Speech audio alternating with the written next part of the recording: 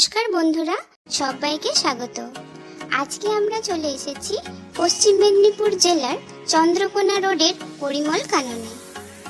প্রাক্তন বনমন্ত্রী পরিমল মিত্রের নামে এই পার্কটির নাম হয় পরিমল কানন, যেটি প্রায় 40 হেক্টর জমির ওপরে গড়ে উঠেছে। এটি একটি বিখ্যাত পিকনিক স্পট। এখানে বাচ্চাদের খেলার জন্য দুটি পার্ক আছে, আর বড়দের জন্য আছে বোটিং। এছাড়াও ঘুরে দেখার জন্য রয়েছে ভেষজ উদ্যান, গোলাপ বাগান, এছাড়াও নানা রকমের ফুলের বাগান। আর তার সাথে রয়েছে নানা রকমের পাখি, যেমন এমু পাখি, ময়ূর, এছাড়াও আছে খরগোশ, গিনিপিগ আর বিভিন্ন রকমের মাছ। আর পার্কের ভেতরে থাকা ও খাওয়ার ব্যবস্থাও আছে। প্রথমেই বলি কিভাবে আসবেন। হাওড়া থেকে ট্রেনে আসলে নামতে হবে চন্দ্রকোনা রোড।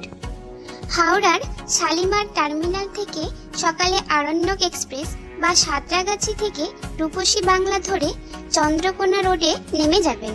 তারপর স্টেশন থেকে পায়ে হেঁটে 10 মিনিট বা টোটোতে 10 টাকা ভাড়া দিলেই আপনারা পৌঁছে যাবেন এই পরিমল কাননে। এছাড়াও বাঁকুড়া ও পুরুলিয়াগামী যে কোনো ট্রেনে আসতে পারেন। সময় লাগবে প্রায় 3 ঘন্টার মতো। আর কলকাতা থেকে বাসেও আসতে পারেন। দূরত্ব প্রায় 160 কিলোমিটারের মতো। আর বাস স্ট্যান্ড থেকে পরিমল কাননের দূরত্ব প্রায় 800 থেকে 900 মিটার। আর নিজস্ব গাড়ি থাকলে তো কোনো চিন্তাই নেই।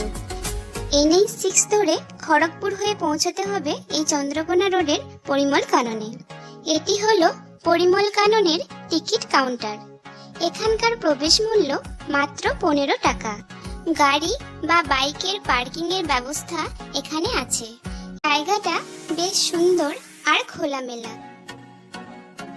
চারিদিকে আছে বিভিন্ন রকমের রং বেরঙের ফুলের সমাহার।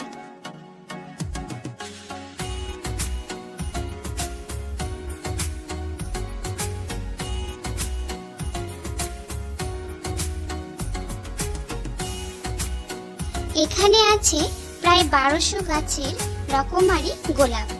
বন দপ্তরের এই বাগানেই সবথেকে বেশি ফুল ফোটে। এছাড়াও সাদা চন্দন, লাল চন্দন, শাল গাছ ইত্যাদির বাগানও এখানে আছে। আর বাগানের মাঝে মাঝে এইরকম সুন্দর হাঁটার রাস্তাও আছে।